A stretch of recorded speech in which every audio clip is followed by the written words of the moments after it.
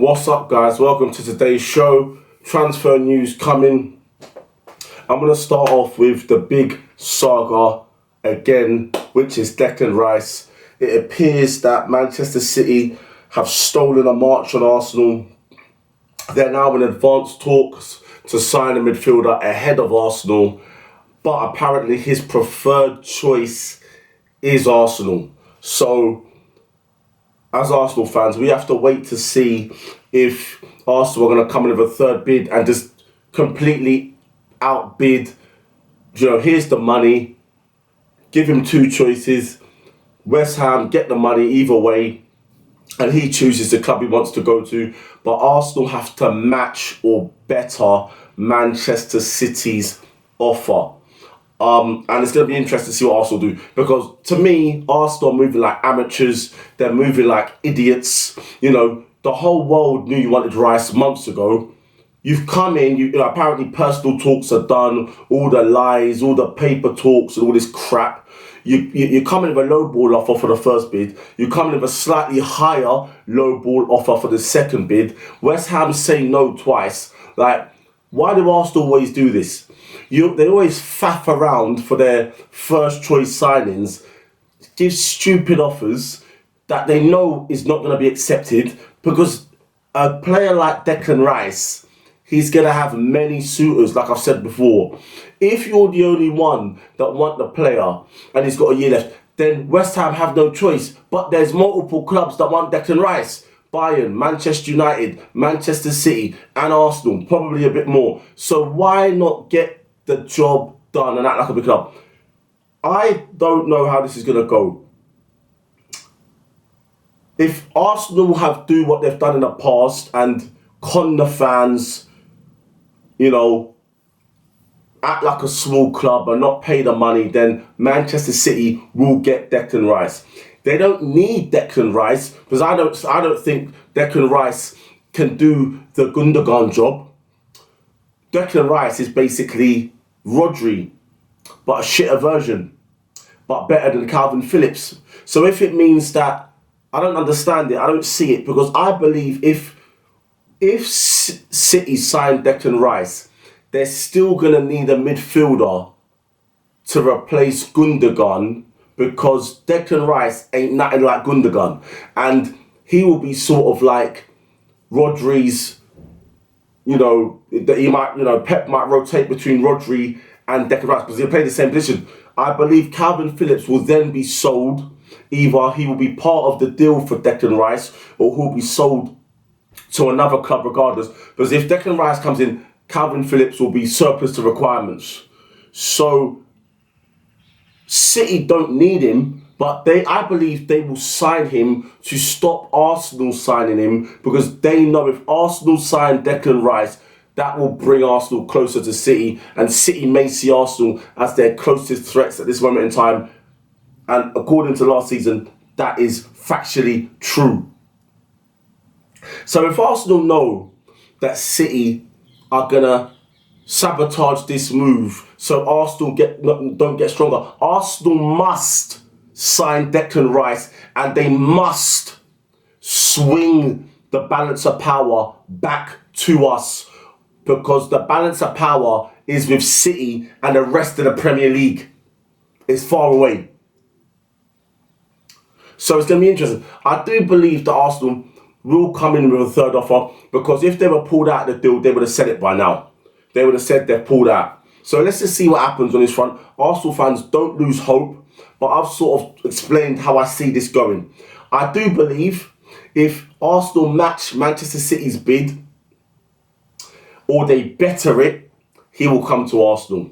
If Arsenal keep lowballing, then inevitably he's going to go to City. Or if they pull out, then he's going to go City. So we have to see how this goes. A midfielder on the way out of Arsenal is Thomas Partey, linked with Saudi Arabia, but according to reports, he is not keen, but he is open to a move to Serie A Juventus. Talks have gone on with Partey's entourage, his representatives, about a potential move. Now, I think this is disastrous. I think this is utter stupidity. the papers and the pundits talk so much lies and crap. Apparently Xhaka was on the way out. That ain't happened. Apparently Jorginho's on the way out. That ain't happened. This could be another bunch of crap. Like, I don't understand how Arsenal would sell one of their best players in his prime when they know they're in full competition next season. They need a better squad to compete and to try and win honours. And they have two shitter midfielders, good midfielders, but shitter midfielders, different to Partey, that they should sell instead of Partey, i.e.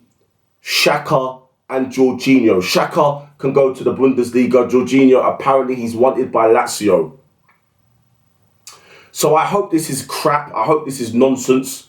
I hope this is shit talk. I believe they should give Partey a contract extension. Last season was his best season for fitness. He played a lot of games.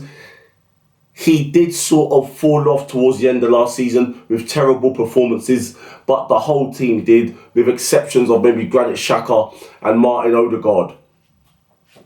So, if they were to sell Partey, I see that as disastrous. And they won't even be getting much money for him. So, they're better off getting rid of Xhaka and getting rid of Jorginho. Partey must stay. He must stay as part of the rotation in order to keep Arsenal strong in at least 3 of the competitions: FA Cup, Premier League and Champions League. I would even say, as a big club, you need to take the Carabao Cup seriously as well. As a big club, you must take every competition seriously and be in to win all of them. So, I'm just giving you the news. Partey is linked with a move out, but I have a sneaking feeling that this is just shit talk. And the more likely movers out will be Xhaka and Jorginho. Moving on to Manchester United. It seems that they are prepared to walk away from the Mason Mount deal because they and Chelsea cannot come to a compromise about the price of Mason Mount. Chelsea wants 70 million. Man United see him as 55 million. Why don't they meet in the middle with 60 million? I think Mason Mount, he could do with a move to another club. Manchester United could do with a midfielder with Mount's qualities. And also Liverpool. I'm shocked and gobsmacked that Liverpool haven't come in for Mason Mount. They need more than McAllister, mate. So you would think that Mason Mount would be in their sort of price range. Or maybe Jurgen Klopp just don't fancy him. But there should be more suitors for Mason Mount. I wouldn't be surprised if we don't get Rice, if City sabotage Rice, if we, Arsenal, come in for Mason Mount. It wouldn't be the blockbuster signing, but I do think Declan Rice is overrated. I do think his price is overpriced, but he is a good number 6. He sniffs out danger, he's athletic, he's good in the tackle, he's good at interceptions, and he's mobile and athletic. I like that sort of player. Mason Mount's a bit more forward-thinking, but has similar qualities. Not really. He's more of a forward-thinking player, but box-to-box. But I wouldn't be surprised if Rice is gone, then Arsenal come in for Mason Mount. So I do see that happening. Many players still on their way out to Saudi, mostly Chelsea players. The Saudi thing is good for Chelsea because they get to balance their books, comply with FFP, financial fair play, and they get to get some players out, wages, and also to try and get players that they want. Players notably like Caicedo. I do see him going to Chelsea once they manage to get all their, not deadwood, but the players that they don't want out. I do see Caicedo going to Stamford Bridge. There are rumours that they might also come in for Harry Kane. Now, the Real Madrid Harry Kane rumours have sort of gone a bit quiet. So, Man United are still sort of hovering around, but with the takeover and stuff like that, finances, we don't know what's going to go there. But Chelsea are linked with Harry Kane, and the Pochettino link is strong. So this Harry Kane saga, we're early in the transfer window. There are sagas that are going to go deep into this transfer window, and they're going to be very entertaining. And I think that this Harry Kane one is one of them. So at the moment, except for what's going on in Saudi, a lot of the big clubs are pretty quiet. On Arsenal again, we're linked with a defender, centre-back, who can also play right-back, called Timber from Ajax. Apparently, personal terms agreed and the deal's closed. We've heard this with Havertz.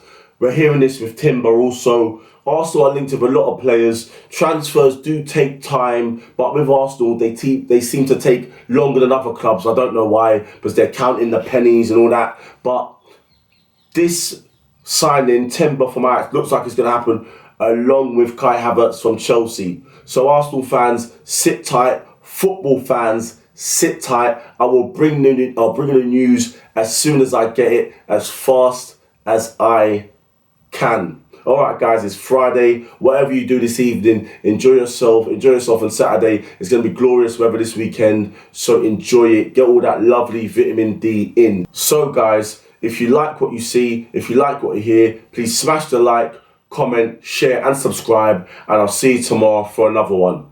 Peace.